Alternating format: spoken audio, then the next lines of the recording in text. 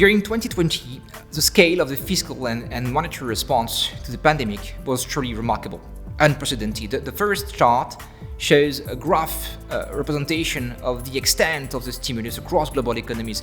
Most investors have been focusing on the US plan, but actually the G7 world have injected about 16% of their GDP in net new stimulation. This amounts to 1.5 times the 08 plan. This is very significant. Have we seen the full extent of its influence over the world's economy? We do not think so, because saving rates for both households and corporates remain elevated. So the first natural consequence would be that consumption growth should keep on surprising us to the upside, as this cash buffer will be spent in the real economy. So our world growth consumption scenario for 2021 is about 5%, which exceeds consensus estimates by a good 1%. Does it matter? It does. It should provide strong support for corporate sales growth across the world, pushing equity prices higher in 2021. Overall, this consumption scenario will be a strong support for growth assets in general.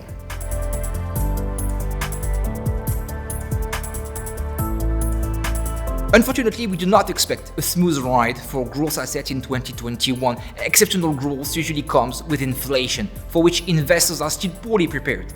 As highlighted on the chart, global consumption growth of 5% usually comes with an inflation of 4%.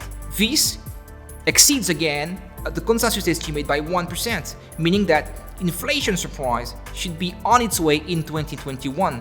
We have seen the repricing across market of a reflation episode, not of an inflation episode. The risk now is that inflation overshoots, impacting the valuations of some growth assets that seems already priced for perfection.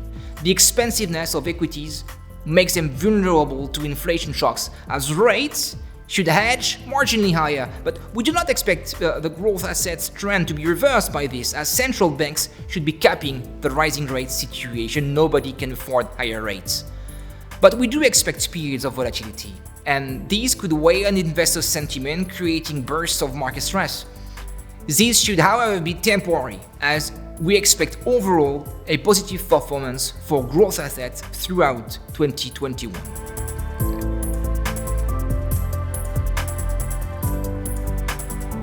Inflation assets recovered sharply in Q4 2020, and there is a temptation now to see them as expensive. We disagree with that. First, as realized inflation is lower than the inflation break-evens, they appear to be expensive, but history teaches us that break-evens have a tendency to underestimate the escalation of inflation during periods of recovery. It was the case in 2009, it was the case in 2019. We don't think that this time is different.